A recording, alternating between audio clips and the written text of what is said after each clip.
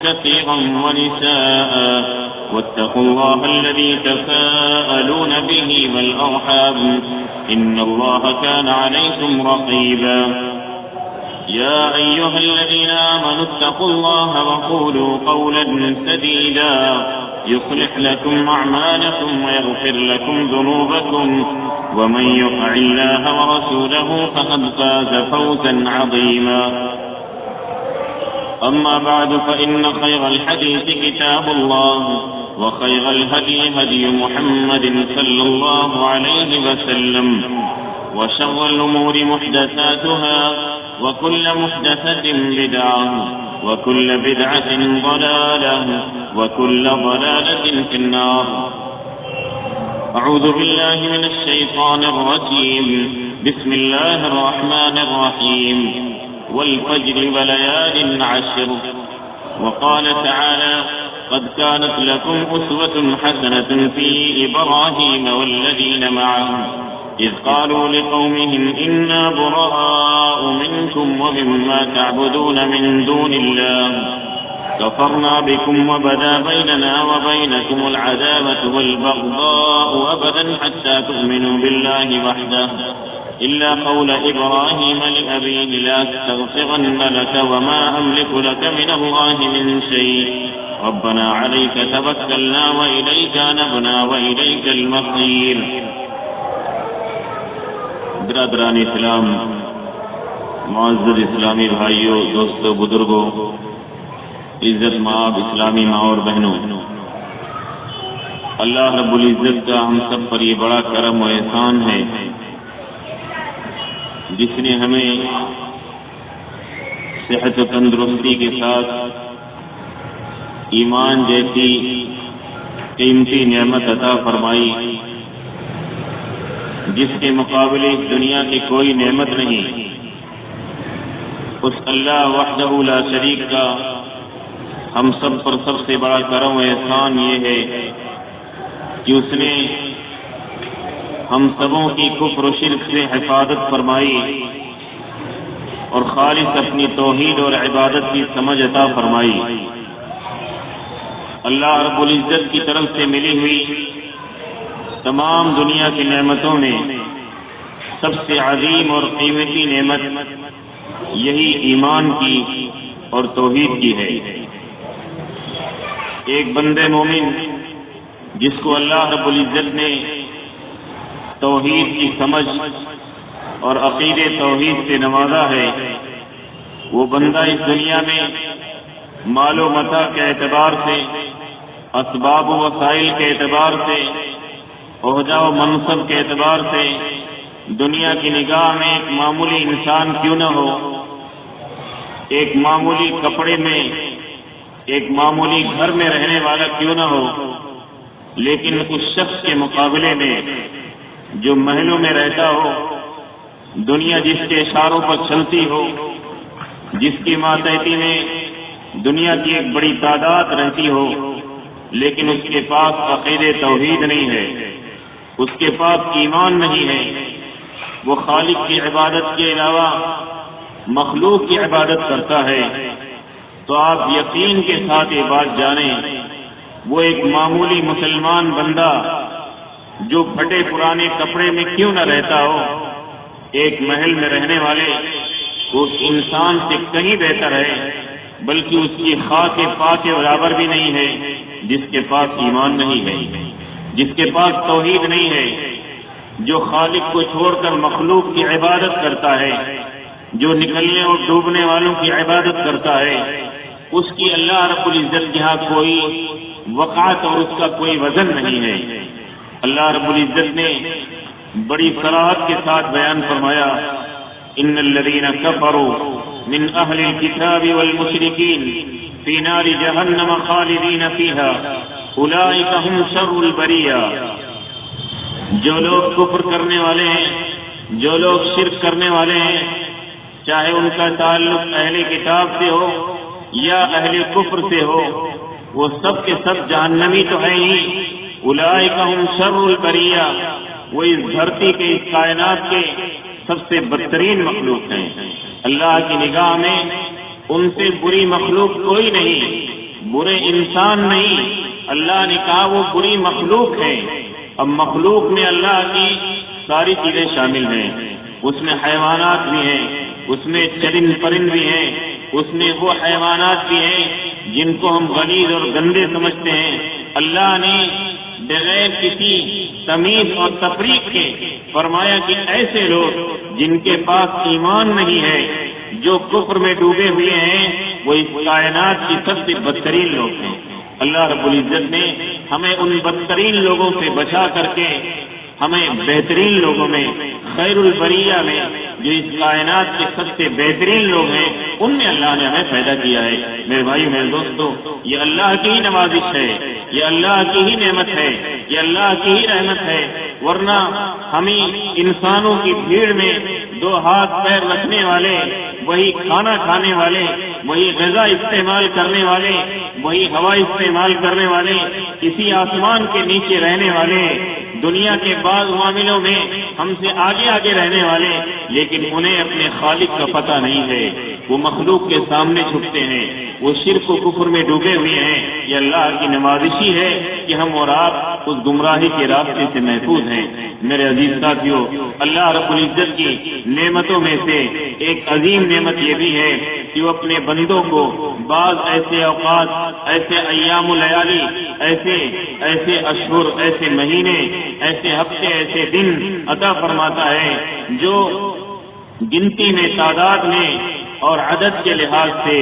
فرصت کے لحاظ سے عام دنوں کے برابر ہی ہوتے ہیں، لیکن اللہ رب العزت ان کی قدر بڑھا دیتا ہے اس طور پر کہ بندہ اگر ان میں عمل کرے عام دنوں کے مقابلے میں وہی ایام و لیالی ہے، اسی طرح سورج ڈوبتا اور نکلتا ہے، وہی 24 گھنٹے کا دن ہے، لیکن ان ایام کی بندہ اگر قدر کرے تو اللہ رب العزت انہی ایام کے نمازوں کا ثواب بڑھا دیتا ہے، انہی ایام کے روزوں کا ثواب بڑھا دیتا ہے، انہی ایام میں کیے ہوئے صدقے کا اجر اللہ رب العزت بڑھا دیتا ہے۔ ان ایام میں سے جن کو اللہ رب العزت نے بطور نعمت ہمیں عطا فرمایا ہے، یہ آنے والے مہینے کا پہلا عشرہ بھی ہے، جسے عشرہ ذی الحجہ یا عشرہ ذی الحجہ کا پہلا عشرہ کہا جاتا ہے، جس کی اللہ نے قرآن میں قسم کھائی ہے۔ اللہ نے فرمایا والفجر ولیال عشر، قسم ہے فجر کی اور 10 راتوں کی۔ علماء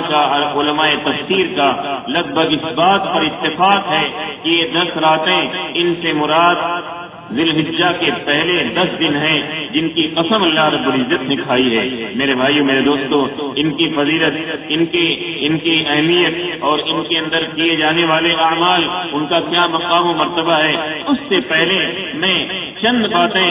جن کا تعلق اس ایام سے بڑا گہرا ہے اس پر بھی کچھ ڈالنا چاہتا ہوں۔ آپ جانتے ہیں یہ ایام ایسے ہیں جس میں بہت ساری عبادتیں، بہت سارے مشاعر، بہت ساری علامتیں اور نشانیاں اسلام کی اس سے وابستہ ہیں، ان سے گہرا تعلق تاریخ صاف شخصیت اولو العزم انبیاء میں جن کا شمار ہے، امام الموحدین جو امام الموحدین ہیں، اور بہت سارے انبیاء کے باپ ہیں جنہیں ابو الانبیاء کہا جاتا ہے، ان کا بھی تذکرہ مختصر ہونا چاہیے، جن کی زندگی کو اللہ نے قرآن مقدس میں اپنے نبی محمد صلی اللہ علیہ وسلم کے ساتھ ان کی بھی زندگی کو اسوہ اور نمونہ قرار دیا ہے۔ اللہ نے جہاں قرآن میں یہ کہا ہے لقد کان لکم فی رسول اللہ اسوۃ حسنہ،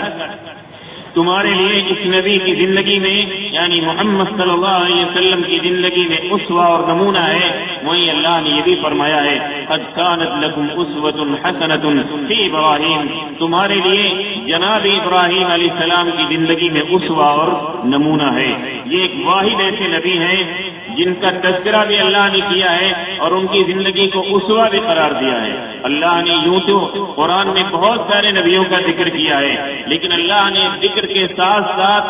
صرف اس نبی کے بارے میں کہا ہے کہ ان کی زندگی تمہارے لیے اسوہ اور نمونہ ہے، اور یہ واحد نبی ہیں جن کی اتباع اور جن کی ملت کی پیروی کا حکم اللہ نے ہمارے نبی صلی اللہ علیہ وسلم کو دیا ہے۔ وَأَوْحَيْنَا إِلَيْكَ أَنِ اتَّبِعْ مِلَّةَ إِبْرَاهِيمَ حَنِيفًا، ہم نے آپ کی طرف وحی کی ہے کہ آپ ملت ابراہیمی کی پیروی کیجیے۔ یہ وہ نبی ہے میرے بھائیوں جن کو دنیا کی ساری بڑی قومیں مانتی ہیں، جن کو دنیا کی ساری بڑی قومیں اپنی طرف منسوب کرتی ہیں۔ یہود کہتے ہیں ہمارے نبی ہیں، نصارہ کہتے ہیں ہمارے نبی ہیں، اور مسلمان تو ان کے مستحق ہیں ہی۔ سب سے زیادہ ہم اور آپ کا تعلق اس نبی سے تو ہے ہی۔ اہل کفر اور شرک بھی کہتے تھے ابراہیم ہمارے ہیں۔ اللہ نے کہا ما کان ابراہیم یہودیا ولا نصرانیا، ابراہیم کا تعلق نہ یہودیوں سے ہے نہ نصرانیوں سے ہے، بلکہ یہ ایک اللہ کی عبادت کرنے والے، اللہ کی طرف یکسو ہونے والے اس کے ایک بندے اور مسلمان ہیں۔ اللہ نے ان سب کی تردید فرما دی کہ تمہارا صرف ان سے ایک دعوی نسبت ہے، نسبت کا ایک دعویٰ ہے، اصل تمہارا کوئی ان سے تعلق نہیں ہے۔ تعلق اصل تو اہل ایمان کا ہے، جو اہل توحید ہے ان کا ان سے تعلق ہے۔ یہود و نصارہ تم بلا وجہ اپنی نسبت ان کی طرف کرتے ہو، لیکن کہنے کا مطلب یہ ہے یہ وہ نبی ہیں جن سے نسبت رکھنے والی دنیا کی ساری بڑی قومیں ہیں۔ میرے بھائیوں میرے دوستو، اس نبی کا بھی تذکرہ ان ایام میں ہونا چاہیے جن سے ان ایام کی بہت ساری چیزیں وابستہ ہیں۔ حج کے بہت سارے مشاعر ان سے وابستہ ہیں، حج کے بہت سارے ارکان، بہت سارے مناسک، حج کی بہت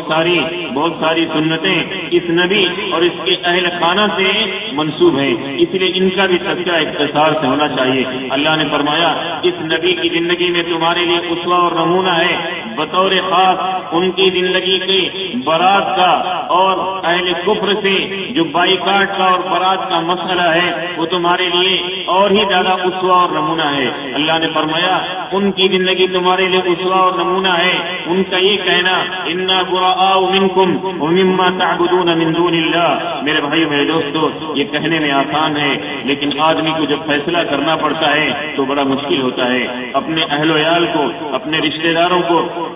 اپنے ماں باپ کو، اپنے بیوی بچوں کو، اپنے کسی بھی قریبی کو ایمان کی بنیاد پر ان کو ترک کرنا، انہیں چھوڑ دینا، ان سے برات کا اظہار کرنا، ان کا بائیکاٹ کرنا، یہ آسان نہیں ہوتا ہے۔ آدمی اس موڑ پر آ کے بسا اوقات جھک جاتا ہے، اپنے فیصلے بدل دیتا ہے،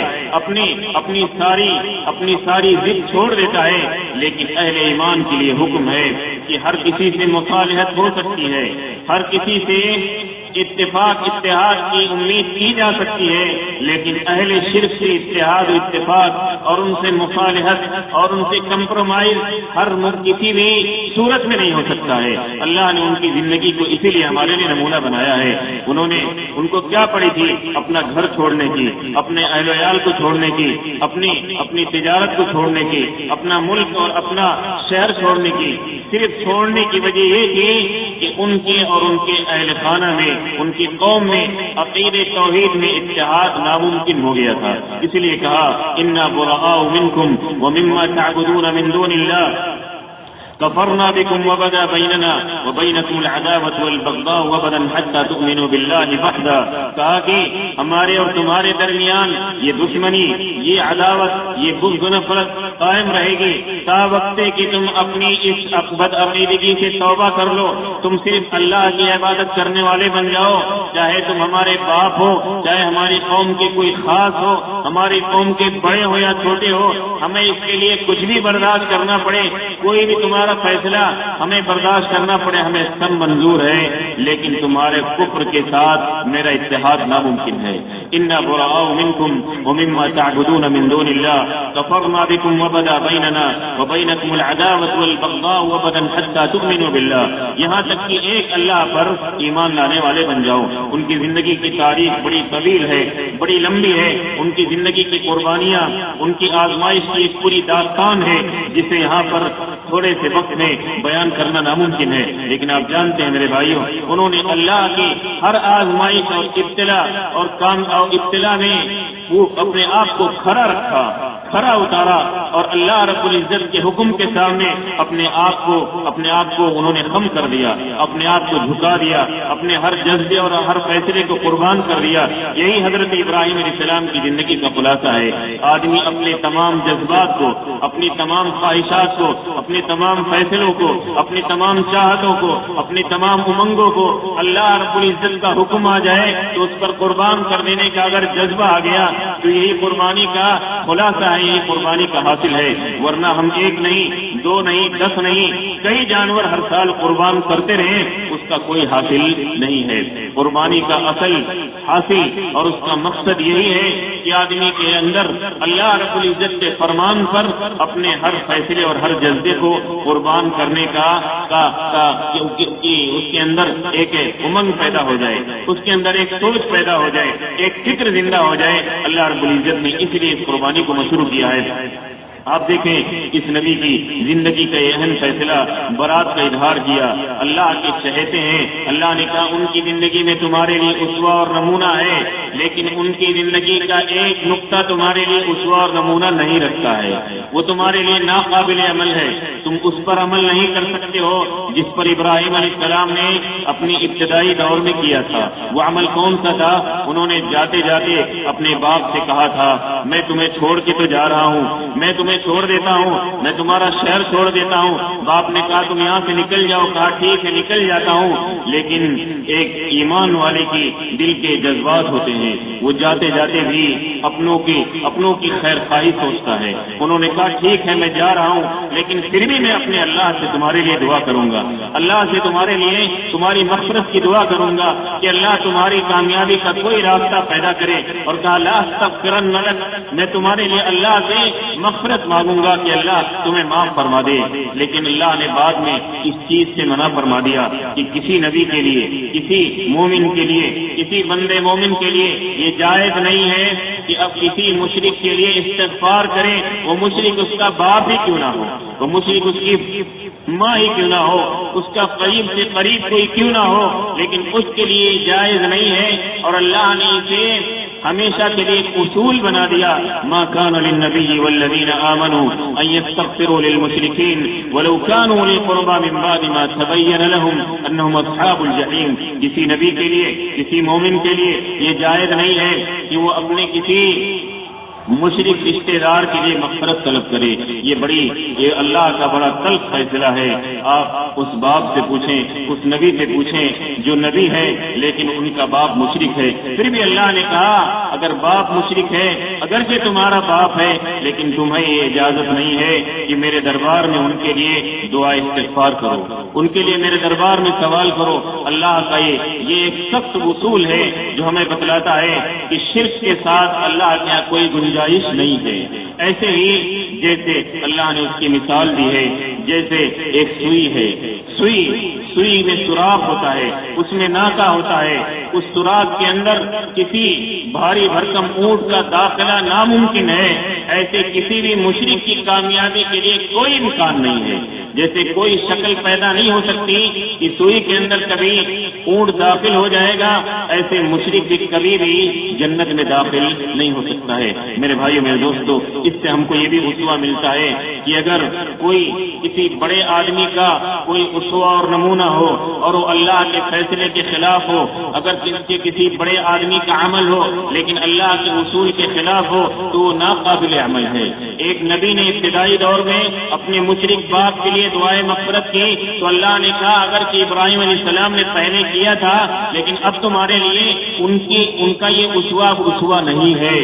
اب امت کا کوئی شخص، امت کا آنے والا کوئی شخص کسی عمل کو انجام دے، آج آدمی اسے چھوڑنے کے لیے تیار نہیں ہوتا ہے، کہتا ہے کہ اتنے بڑے آدمی سے یہ غلطی ہو سکتی ہے، اتنے بڑے آدمی سے یہ خطا کیسے ہو سکتی ہے، تم کو اور ہم کو زیادہ علم ہے کیا، تم کو اور ہم کو زیادہ سمجھ ہے کیا؟ اللہ نے کہا ابراہیم علیہ السلام جن کی پوری زندگی قربانیوں سے اطلاع سے بھری ہوئی ہے، جن کی زندگی کو اسوہ اللہ نے قرار دیا، لیکن کہا انہوں نے اپنی زندگی میں جو یہ کیا تھا اپنے باپ کے لیے مغفرت طلب کر لی تھی، وہ تمہارے لیے اسوہ نہیں ہے، وہ تمہارے لیے قابل عمل نہیں ہے۔ میرے بھائیو میرے دوستو، اہل شرک اور کفر سے برات کا اظہار کرنا، ان سے دوری اختیار کرنا، یہ ہم سب کے عقیدے کا بنیادی اصول ہے۔ آپ دیکھیں تاریخ میں ہمیشہ اہل ایمان نے اس کو عمل سے ثابت کیا ہے۔ آپ تاریخ کا وہ واقعہ دیکھیں اہل بدر کا اور ابتدائی اسلام کا، بعد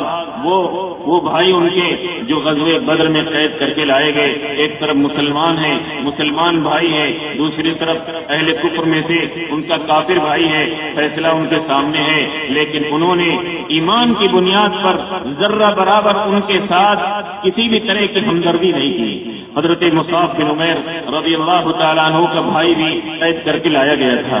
حضرت مصعب بن عمیر نے اپنے ایک انصاری بھائی سے، جو اجنبی شہر کا رہنے والا، نہ ان کا کوئی خونی رشتہ تھا نہ کسی اور طرح کا کوئی رشتہ تھا، صرف ایمانی رشتہ تھا، اس بھائی سے کہا اے میرے بھائی، اللہ کے دشمن کو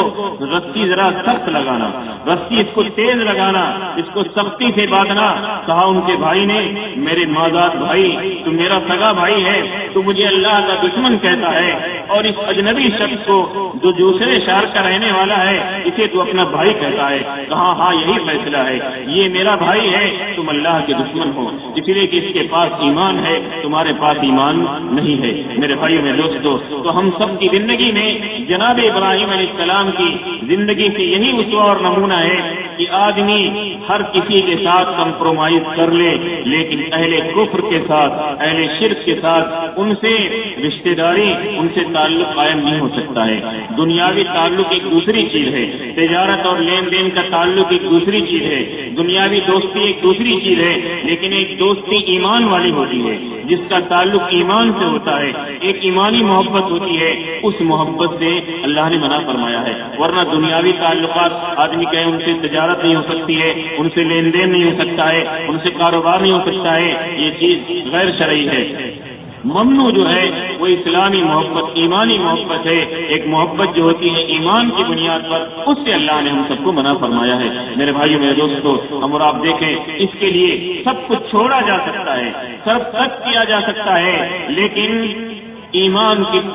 مقابلے شرک کو قبول نہیں کیا جا سکتا۔ آپ تاریخ کا وہ واقعہ بھی سنے ہوں گے، ہماری ماں اور بہنیں بھی سنے، ان کے لیے بھی قابل عمل ہے، ہم سب کے لیے بھی ہے کہ ہم بسا اوقات دنیا کے لیے اپنے عقیدے اور ایمان کا سودا کر لیتے ہیں، لیکن عقیدے اور ایمان کی بنیاد پر دنیا کا سودا نہیں کر پاتے ہیں۔ حضرت ام سلیم رضی اللہ تعالیٰ عنہ، وہ تاریخ کی معروف صحابیہ جن کا نام رمیثہ رضی اللہ تعالیٰ عنہ ہے، ان کی زندگی میں بھی ہمارے لیے اسوہ اور نمونہ ہے کہ انہوں نے ایمان کے لیے، انہوں نے شرک کی برات کے لیے، شرک کو چھوڑنے کے لیے اپنی زندگی میں کتنا سخت فیصلہ لیا۔ جب انہوں نے ایمان قبول کیا، ان کے شوہر پہلے جو کفر کی حالت میں تھے، غالباً ان کا نام مالک بن نضر تھا، جب ایمان قبول کر لیا، اپنے شوہر پر بھی ایمان پیش کیا، کہا تم بھی ایمان قبول کر لو، کہا مجھے ایمان منظور نہیں ہے، مجھے اسلام قابل قبول نہیں ہے، میں مکہ چھوڑ کر چلے جاؤں گا، میں یہ شہر چھوڑ کے چلے جاؤں گا، اگر تمہیں میرے ساتھ چلنا ہے تو چلو، ورنہ میں اس اسلام کے اندر داخل نہیں ہو سکتا۔ میرے بھائیو، ان کا ایک چھوٹا بیٹا بھی تھا،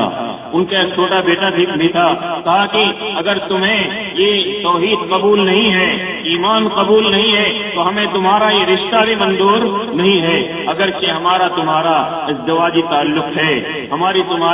ہم ایک دوسرے کے نکاح میں بندھے ہوئے ہیں، تم سے ہمارا نکاح ہوا ہے، تم سے شادی ہوئی ہے، لیکن ایمان اگر تم قبول نہیں کرتے تو آج سے میرا اور تمہارا اتفاق ناممکن ہے۔ کہا ناممکن ہے تو پھر میں جاتا ہوں، کہا جاؤ۔ میرے بھائیو میرے دوستو، انہوں نے، اس خاتون نے یہ نہیں سوچا کہ اب شوہر چلا جائے گا تو دنیا کیسے چلے گی، آگے کی زندگی کیسے کٹے گی، یہ سب سوچے بغیر ایمان ہی جب نہیں رہے گا تو پھر دنیا رہ کر کیا فائدہ ہے۔ ایک ایمان والے کو اپنی زندگی میں ہمیشہ ایمان کو مقدم کرنا چاہیے، ایمان اس کے سامنے مقدم ہونا چاہیے، دنیا بعد میں ہونی چاہیے۔ لیکن ہم اور آپ جائزہ لیں، انہوں نے، ان کی زندگی کا دوسرا بھی فیصلہ ہے، جب یہ شوہر چھوٹ گیا، وہ چلے گیا، دوبارہ انہیں نکاح کا مسئلہ ان کا آیا تو ایک معروف صحابی رسول نے حضرت طلحہ رضی اللہ تعالیٰ عنہ نے نکاح کا پیغام دیا اور کہا کہ میں تم سے نکاح کرنا چاہتا ہوں۔ حضرت ام سلیم رضی اللہ تعالیٰ عنہ نے کہا کہ تم ایک ایسے آدمی ہو، تم شہر کے ایک ایسے معزز آدمی ہو جن کا شہر میں ایک بڑا مقام ہے، جن کی شہر میں ایک عزت ہے، تمہارے پیغام کو لوٹانا میرے پاس اس کی کوئی وجہ نہیں ہے، یعنی تمہارے اندر کوئی کمی نہیں ہے کہ میں تمہارے پیغام کو لوٹا دوں۔ یعنی ان کے پاس دنیا بھی تھی، ان کے پاس شہرت بھی تھی، ان کا شہر میں ایک مقام بھی تھا، ان کی عزت بھی تھی، لیکن کہا صرف ایک وجہ ہے، تم سے میرا نکاح اس لیے نہیں ہو سکتا ہے کہ تم کافر ہو، میں مسلمان ہوں، میرے پاس ایمان ہے، تمہارے پاس ایمان نہیں ہے۔ میرے بھائی، ہم اور آپ اپنی زندگی میں ذرا سوچیں، ہمارے ہاں جب کبھی رشتے کی بات آتی ہے، کبھی انتخاب رشتے کی بات آتی ہے، رشتے کو انتخاب کی، رشتے کو چننے کی بات آتی ہے، تو بسا اوقات ہمارے رشتے اہل ایمان سے، اہل توحید سے، ایک توحید کی راہ پر چلنے والے اس لڑکے سے اس لیے نہیں ہوتی ہے کہ وہ ایمان والا تو ہے، ہماری جماعت کا ہے، کتاب و سنت پر چلنے والا تو ہے، لیکن ذرا اس کی ڈگری اتنی بڑی نہیں ہے، ہمارے لیول کا وہ نہیں ہے، ہمارے اسٹیٹس کا نہیں ہے۔ ہم بسا اوقات اہل کفر سے، اہل بدعت سے، شرک میں ڈوبے ہوئے لوگوں سے بھی یہ فیصلہ منظور کر لیتے ہیں کہ یہ ہمارے لیول کا ہے۔ کتنے میرے بھائیوں ایسے واقعات ہیں جو بڑے بڑے چندے دیتے ہیں، جن کا بڑا بڑا نام ہے، جو مساجد اور مدارس کے ذمہ داران ہیں، بہت سارے ایسے ہیں جو صرف اس بنیاد سے کہ ہمارا جو لیول ہے، ہمارا جو اسٹیٹس ہے، اس کا کوئی بدل نہیں مل رہا ہے، اس لیے میں نے بدعتی سے کر دیا۔ میری بیٹی بہت سمجھدار ہے، ہم نے اس کی تربیت کی ہے، ہم نے اسے سمجھایا ہے، وہ جا کر کے وہاں اصلاح کر لے گی، اسے بھی سمجھا لے گی، یہ بات درست نہیں ہے۔ حضرت ابراہیم علیہ السلام کی زندگی سے ہم سب کو یہی نمونہ ملتا ہے۔ میرے بھائیوں، دنیا اہم نہیں ہے، دنیا کی تکلیف چند روزہ ہے۔ ہم نے اپنے بچوں کے ایمان کی خاطر اگر اسے بظاہر دنیاوی اسباب اور دنیاوی مال و متاع کی حیثیت سے کوئی اگر چھوٹا ہی ہے، لیکن ایمان اس کے پاس ہے، اس کے پاس توحید ہے، تو ہم نے اسے ایک بڑی امانت دی ہے۔ اور اگر ایمان کو دوسرا درجہ دے کر کے صرف دنیا کی بنیاد پر، صرف ڈگریوں کی بنیاد پر،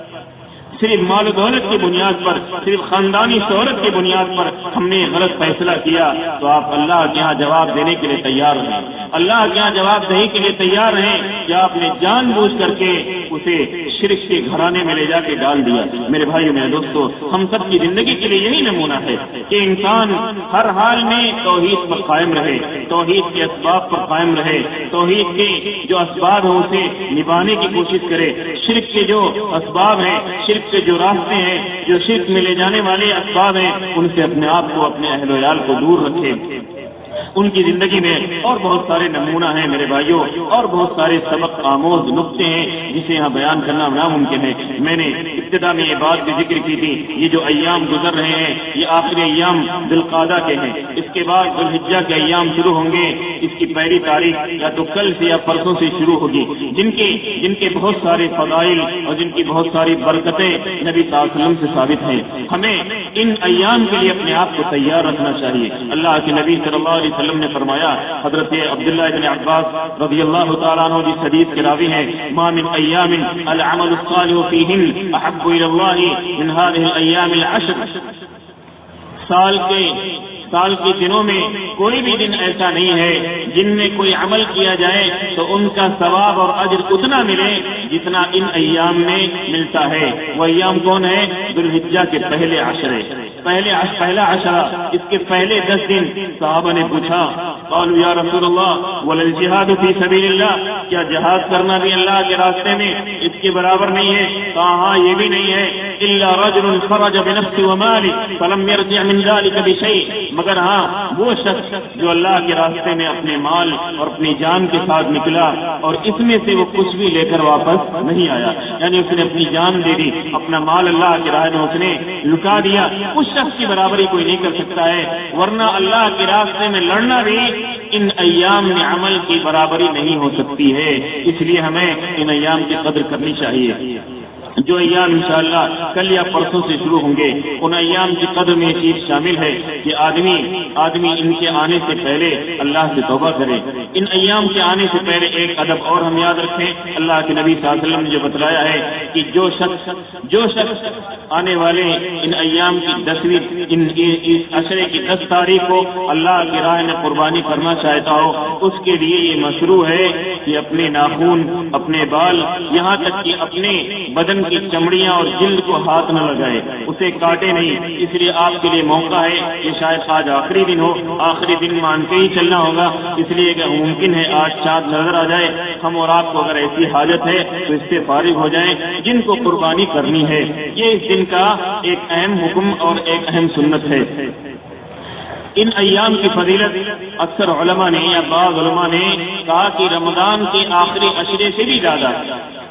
اور کہا اس میں تفریق یہ ہے کہ رمضان کے آخری عشرے کی 10 راتیں چھوڑ دی جائیں، راتوں کو چھوڑ دیا جائے، دن جو ہیں ان سے زیادہ فضیلت والے یہ ایام ہیں۔ اس کی وجہ یہ ہے کہ ان ایام میں امہات العبادات، لگ بھگ تمام عبادتیں اس میں جمع ہو جاتی ہیں۔ اس میں بندہ نماز تو پڑھتا ہی ہے، روزہ بھی رکھتا ہے، اس میں صدقہ و خیرات بھی کرتا ہے، اور اسلام کا ایک اہم رکن حج بھی اسی عشرے میں ادا کیا جاتا ہے۔ ذکر و اذکار بھی کرتا ہے آدمی، صدقہ بھی کرتا ہے، مالی طور پر بندہ اللہ کی راہ میں جانور بھی ذبح کرتا ہے۔ اس لیے اس عشرے میں کئی عبادتیں جمع ہو جاتی ہیں جو سال کے کسی بھی عشرے میں جمع نہیں ہوتی ہیں۔ اس بنیاد پر ان ایام کی فضیلت سال کے تمام عشروں سے زیادہ ہے، لہذا ان کی ہمیں قدر کرنی چاہیے۔ اگر ہم نے ان میں نماز پڑھی، عام دنوں میں کوئی نماز پڑھی ہے، ہم نے ان دنوں میں کوئی نفلی عبادت ادا کی ہے اور عام دنوں میں ہم نے ادا کی ہے، تو آپ یقین جانیں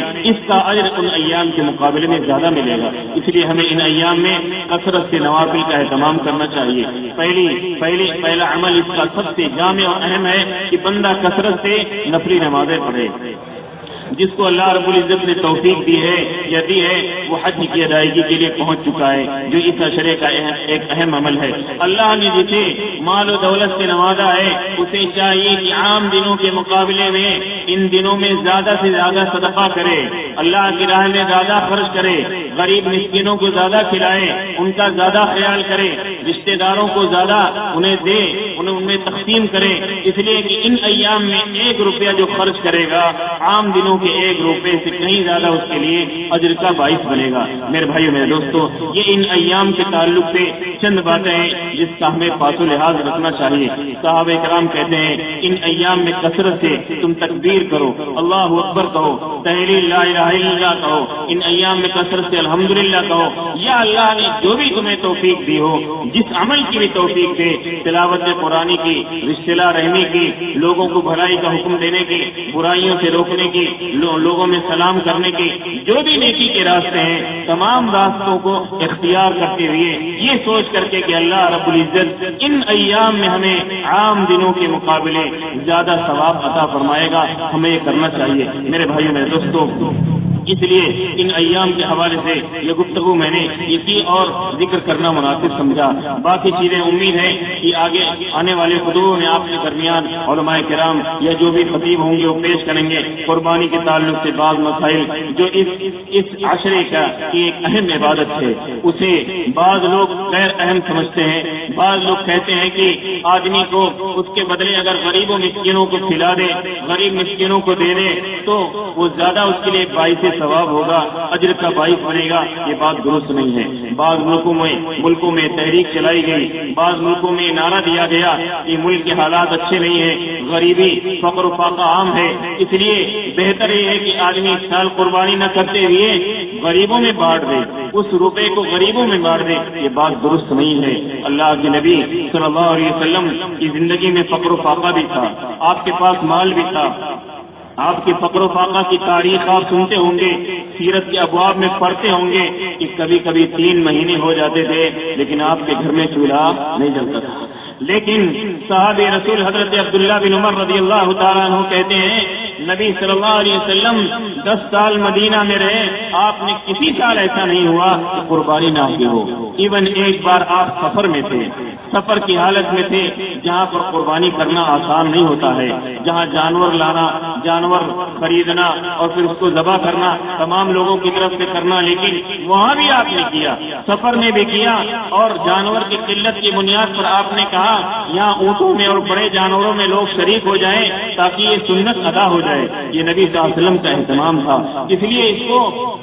اس کے مقابلے کسی دوسرے عمل کو ترجیح دینا کہ اس کو کرنے کے بجائے یہ کر لیا جائے، یہ بات درست نہیں ہے۔ اگرچہ غریبی ہو، فقر و فاقہ ہو، ایک سال مدینہ اور اس کے مضافات میں، مدینہ کے قرب و جوار میں قحط سالی پڑ گئی، قحط پڑ گیا تو دور دراز سے بہت سارے غربا مساکین دیہاتوں سے چل کر کے مدینہ میں آئے اس امید پر کہ قربانی کا وقت ہے، کچھ کھانے پینے ملے گا، لیکن اللہ کے نبی صلی اللہ علیہ وسلم نے یہ نہیں کہا اس سال قحط پڑ گیا ہے، لوگوں کے ہاں کھانے کی قلت ہے، تم قربانی نہ کرو، قربانی کے بجائے تم اس کو بانٹ دو، بلکہ کہا قربانی کرو، لیکن اس سال تمہارے لیے یہ حکم ہے کہ اس سال تم اپنے گوشت کو تین دن سے زیادہ نہیں رکھ سکتے ہو، زیادہ سے زیادہ تم لوگوں میں تقسیم کرو۔ یہ حکم ہو سکتا ہے، یہ آدمی کے لیے یہ بتایا جا سکتا ہے، اس لیے یہ مستقل حکم ہے،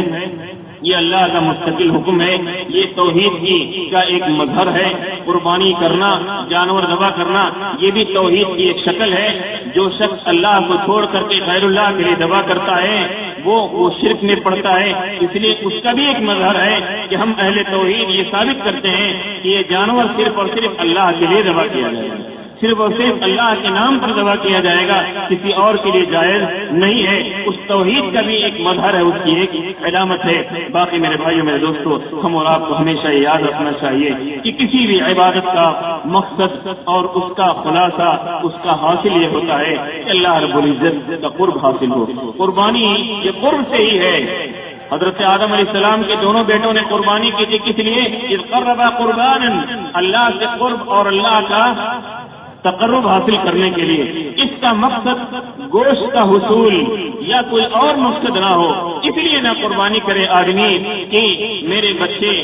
کہاں ادھر ادھر جائیں گے دیکھیں گے، کہاں ادھر ادھر بھٹکیں گے، اس لیے قربانی ہونی چاہیے۔ میرے بیٹوں کو کھانے مل جائے، بچوں کو کھانے کو مل جائے، کہاں جائیں گے، کس کے سہارے رہیں گے، اس لیے میں نے سوچا میں بھی قربانی کر دوں، ادھر ادھر سے کر کے کر دوں۔ آدمی اس طرح کی باتیں کرتا ہے، یہ چھوٹی باتیں ہیں، یہ بچکانہ باتیں ہیں، یہ چھوٹی سوچ ہے۔ ایک ایمان والا اس لیے نہیں ذبح کرتا ہے کہ اس کے یہاں کھانے کا انتظام ہو جائے، گوشت کا انتظام ہو جائے، بلکہ ایک نبی کی سنت ہے، ایک جذبے کی قربانی ہے۔ یہ قربانی ہے کہ میں اللہ کے حکم پر میں اپنے اس مال کو قربان کر رہا ہوں، اسی طرح اللہ کے کہنے پر اپنی ہر چہیتی اور قیمتی اور محبوب چیز کو قربان کرنے کے لیے ہمیشہ میں تیار رہوں گا۔ یہ آدمی کے اندر جذبہ ہے، اس کے لیے اللہ نے مشروع کیا ہے۔ اللہ سے دعا ہے اللہ تعالی ہم سب کو اسوہ ابراہیمی کی روشنی میں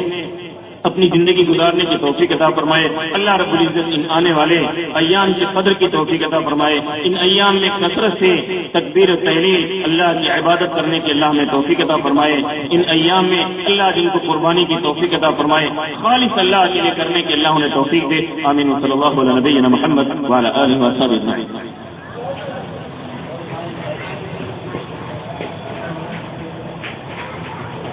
الحمد لله رب العالمين والعاقبة للمتقين والصلاة والسلام على رسوله الأمين وعلى آله وأصحابه أجمعين، أما بعد،